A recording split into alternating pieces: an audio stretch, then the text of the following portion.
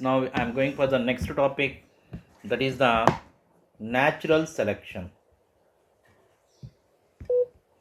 Okay,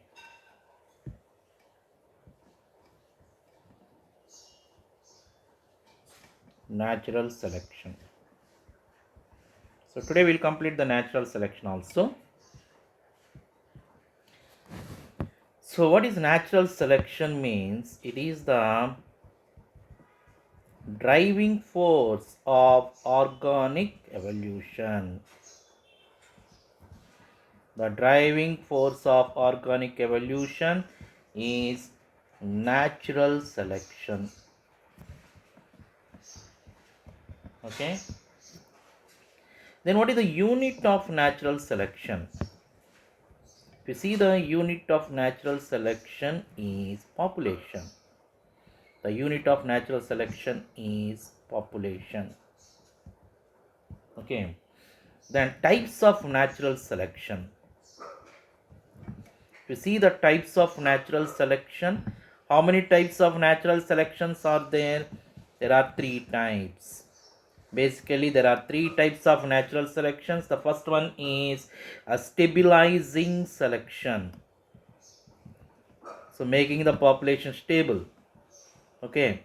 The first one is the first one is stabilizing selection. The second one is directional selection. And the third one is disruptive selection. Okay. So let us see the first one, a stabilizing selection.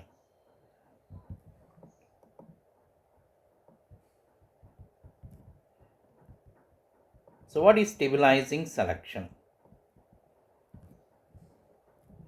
So stabilizing selection is also having another name. So it is also called as normalizing selection.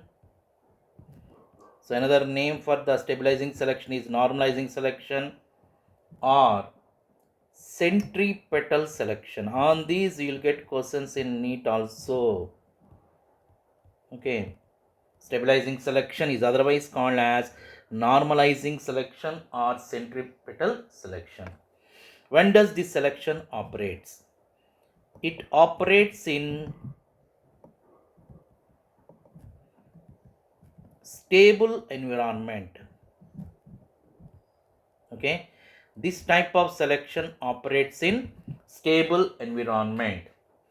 So it is operating in the stable environment. The environment should be stable for this type of selection, right? Then how does this selection operates? Let us see that one also, right? How does this selection operates? So before selection, that means it removes peripheral characters. That means if you see here, so this is the periphery and this is the periphery. Okay, this is the periphery regions. So what is this one? It removes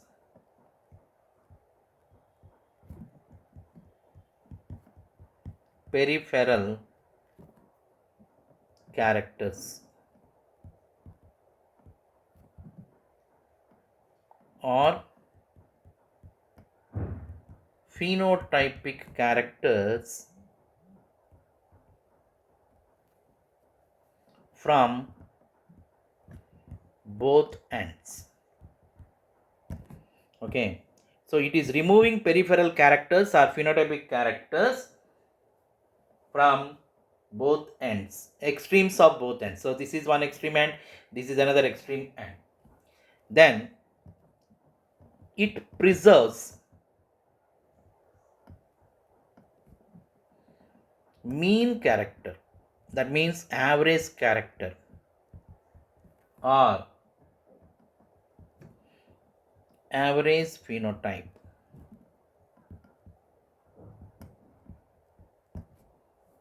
Okay, then here it is maintaining what? the average phenotype is maintained. See, if you see here, this one is the average phenotypic mean value. Okay, and these are the two extreme ends. These are the two extreme ends. So these two extreme ends are removed. From this side it is removed, and from this side it is removed. Okay, only the average value is maintained. Okay, so it does not promote any evolution. It does not promote any evolution. It is not promoting any evolution. Okay, and it does not promote any evolutionary changes also. Okay, so I'll go for the example, you can understand easily.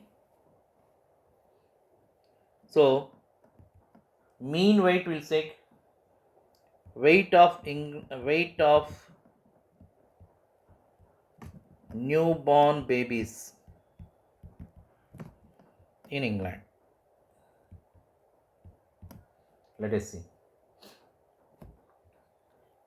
So 8 lb, the babies with weight 8 lb were preserved. Okay, babies with more than 8 lb and less than 8 lb are having greater mortality. Simple terms, if we say that, so the newly born babies in England whose weight is 8 lb on an average 8 lb, they are survived, and babies whose weight is less than 8 lbs and more than 8 lbs were died. So here only the average mean value has been preserved. So this is the best example for what we can say stabilizing selection. So let us go for the next one, directional selection.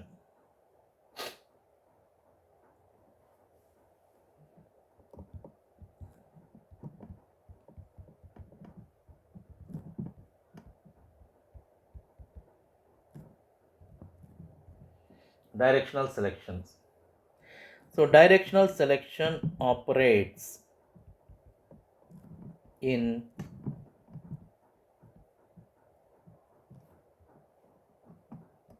gradually changing environment. So the environment is changing gradually. In that type of environment, directional selection operates. Then what does it do? Removes extreme individuals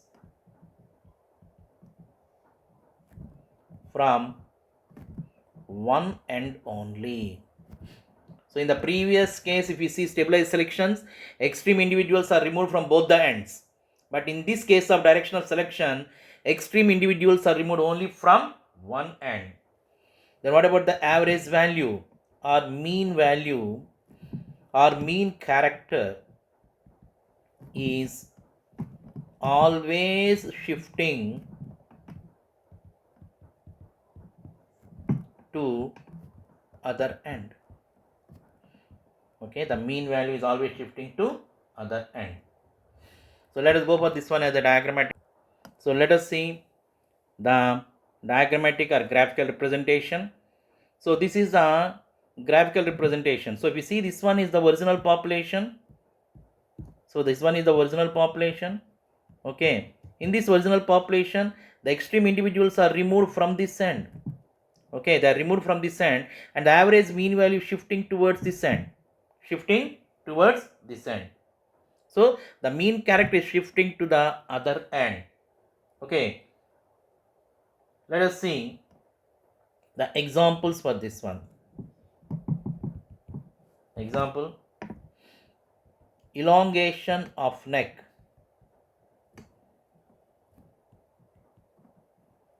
in giraffe. Okay, and second one, development of resistance to DDT by mosquitoes. Okay, so these are the two examples. Okay, these are the two examples. Let us see the evolution of long neck in giraffe.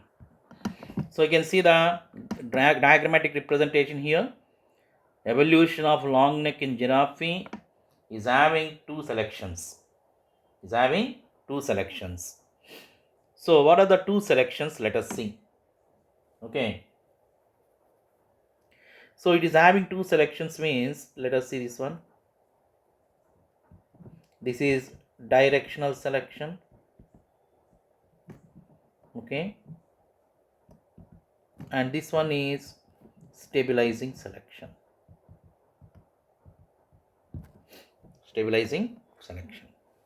So how does it occurs? Let us see. In evolution of giraffe,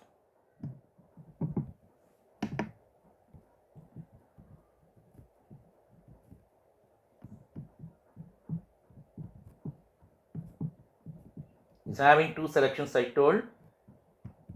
Okay.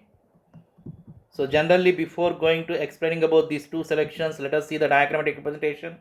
In the beginning, the giraffe was a deer-like animal which used to feed the grass on the land. But as the time passed, the giraffe found the grass is inadequate on the ground. So it started to feed the leaves of the trees. Okay. As it started to feed the leaves of the trees, it started to elongate its neck and also its forelegs. And finally, today we are seeing the giraffe with a long neck and long legs, long forelegs. Like that, the evolution has been taken place. So, what is the directional selection? First one, let us see. It is directional selection. So, what is directional selection in the evolution of giraffe means length of neck increases. Length of neck is increasing. Second one is stabilizing selection. What is stabilizing selection in the long neck of giraffe means length of neck stabilized. Length of neck stabilized. Okay. So this is about the, what we can say, directional selection. Now let us go for the third one, disruptive selection. So this is the third one. This is disruptive selection.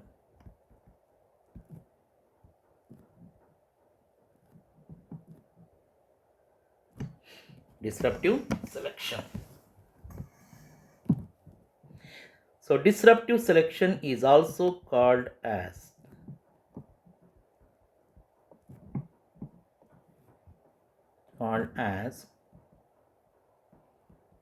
adaptive radiation or centrifugal selection. Okay. Then where does it operates? It operates in heterogeneous environment. Okay, it operates in heterogeneous environment. Then what does it removes? It removes the mean value. Okay, it removes the mean character of phenotype.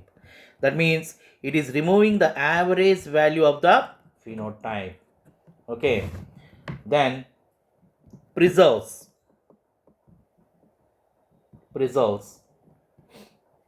peripheral characters. Okay, it is preserving peripheral character. So when the mean character was removed, when mean character or mean phenotype was removed, what is happening?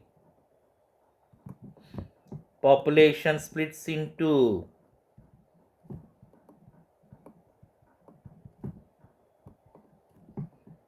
two or more subpopulations. That means the mean value was removed and extreme individuals are evolving into two or more subpopulations, and in between the subpopulations, if the gene exchange was prevented,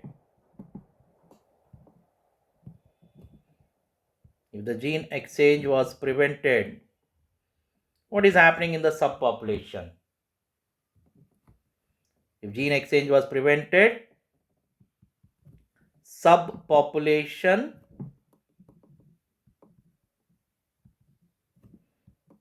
evolves into new species.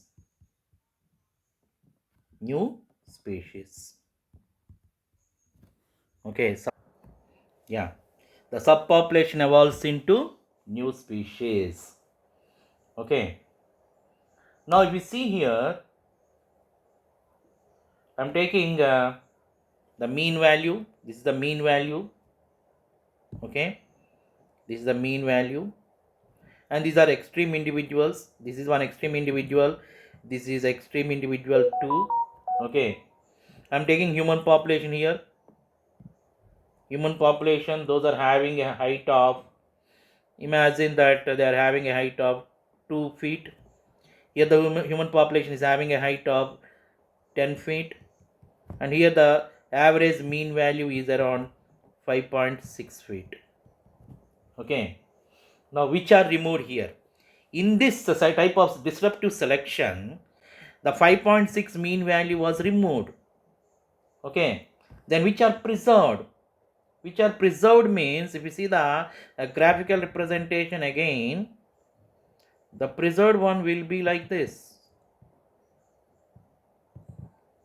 Okay, which are preserved means one is 2 feet is preserved, one is 10 feet is preserved. Okay, if the gene exchange is prevented in between these two, one will become Lilliput and one will become Gulliver. Okay, now this mean value was removed.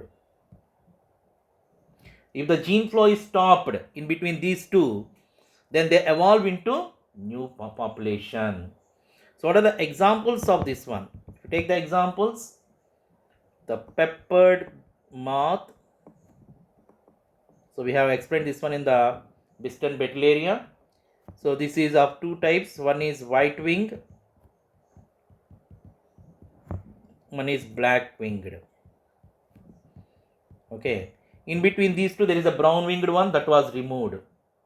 Okay, next one, sunflower population in California.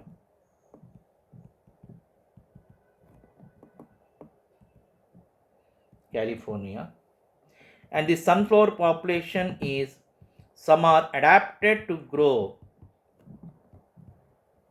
in dry land, completely dry land, and some are adapted to grow in wetlands. Some are adapted to grow in dry land, some are adapted to grow in wetlands. So this completes about the natural selection also. So remaining topic we'll see in the next class. Okay, thank you. Have a nice day.